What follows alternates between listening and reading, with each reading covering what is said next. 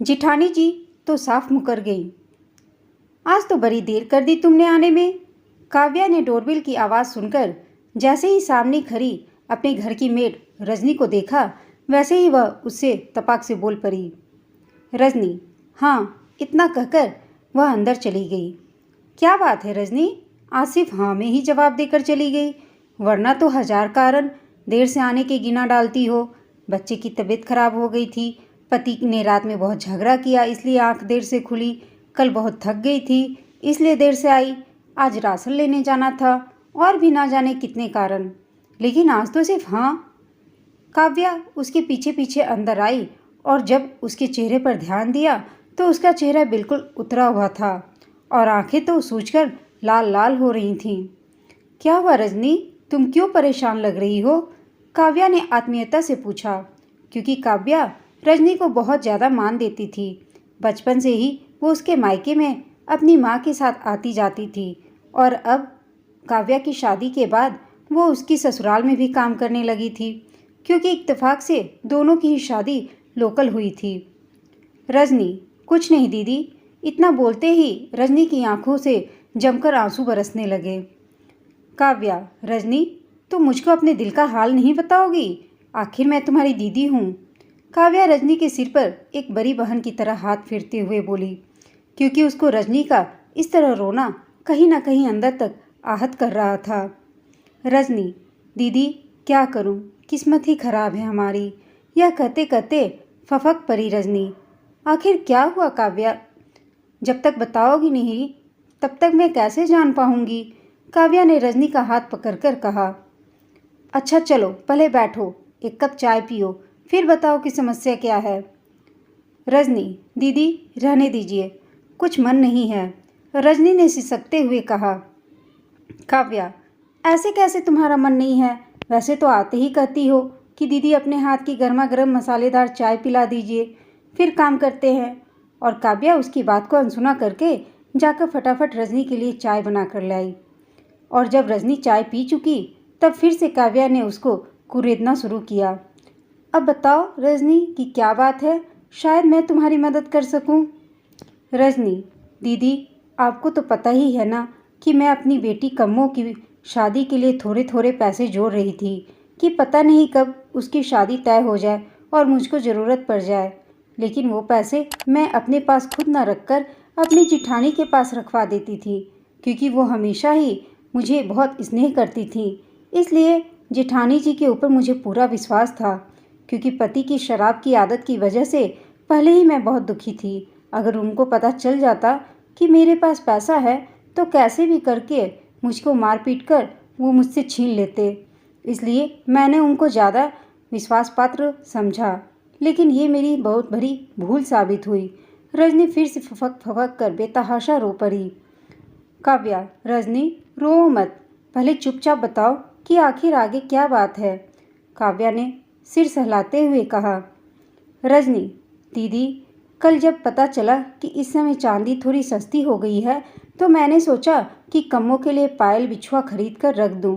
तो जब मैंने अपनी जेठानी से रुपये मांगे तब तो वो बिल्कुल साफ मुकर गई। इतना कहते हुए रजनी की आंखों में कल रात की घटना घूम गई। जीजी, इस समय पता चला है कि चांदी थोड़ी सस्ती हुई है, तो लाइए थोड़े रुपये दे दीजिए, कम्मों के लिए पायल और बिछुआ खरीद लेती हूँ, हो सकता है कि बाद में फिर महंगी हो जाए। रजनी अपनी जिठानी ममता के पास जाकर बोली। ममता, कौन से रुपये रजनी? ममता एकदम से चौंक कर बोली। रजनी, दीदी ये आप क्या कह रही हैं? रजनी ने ममता एकदम से चौंक कर पूछा। रजनी के तो जैसे ममता की बात सुनकर 440 वोल्ट का करंट लग गया। जीजी, जो मैं हर महीने अपना पैसा और अपने बच्चों का पेट काट काट कर आपके पास रखवाती थी, वो रुपये दे दीजिए।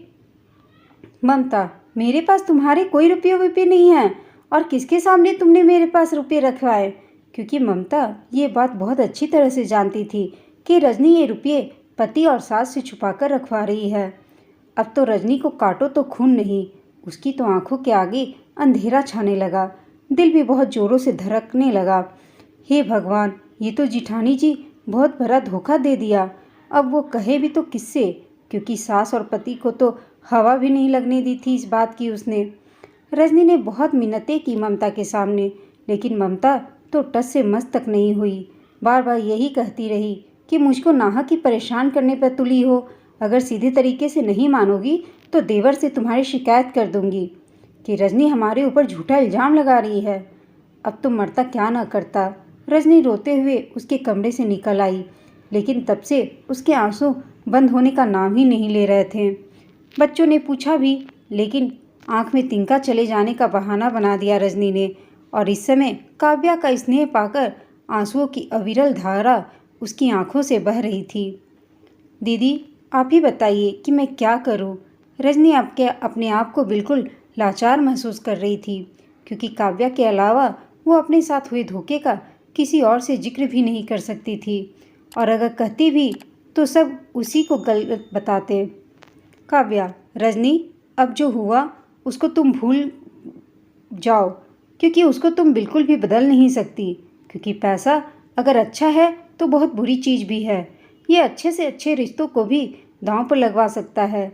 लेकिन इस परिस्थिति से सीख लेकर आगे बढ़ो, और आइंदा और किसी पर इतना विश्वास मत करना, क्योंकि एक बार दूध का चला छाछ भी फूंक फूंक कर पीना चाहता है। काव्या ने रजनी को समझाते हुए कहा। रजनी, लेकिन दीदी, अगर थोड़े बहुत रुपये पैसे मैं जोड़ना भी चाहती हूँ तो कैसे जोड़ूँ? जवान बिटिया घर में बैठी है। कमों के पिता को तो उस बात की कोई फिक्र ही नहीं है, लेकिन मैं तो माँ हूँ ना, मुझको तो सोचना ही पड़ेगा। अब अगली बार हम आपके पास अपने जोड़े हुए रुपये रखवा देंगे। काव्या, नहीं रजनी, क्योंकि सचमुच पैसा संबंध तुड़वा देता है, और मैं नहीं चाहती कि हमारे संबंधों में भी दरार आए, इसलिए मैं तुमको दूसरा रास्ता बताती हूँ। काव्या ने झट से हाथ जोड़ लिए। रजनी, तो फिर दीदी मैं क्या करूँ? रजनी ने काव्या के चेहरे की ओर ताकते हुए कहा। काव्या, रजनी, मैं तुम्हारा पोस्ट ऑफिस में खाता खुलवा देती हूँ। चलकर तुम अपने सारे पैसे उसी में जमा करना, और ज़रूरत होगी तब निकाल लेना। काव्या रजनी को रास्ता बताते हुए कहा। रजनी, लेकिन दीदी, आप तो जानती ही हैं ना कि मैं ज़्यादा पढ़ी लिखी भी नहीं हूँ। रजनी मायूस होकर बोली। काव्या, रजनी, उसके लिए बहुत ज़्यादा पढ़ी लिखी होने की ज़रूरत नहीं है, बस हस्ताक्षर करना आना चाहिए, और वो तो तुम कर ही लेती हो। काव्या की बात रजनी की समझ में धीरे धीरे आ रही थी। ठीक है दीदी, रजनी ठंडी सांस भरते हुए बोली, और उसी दिन काव्या ने रजनी का पोस्ट ऑफिस में जाकर उसका खाता खुलवा दिया।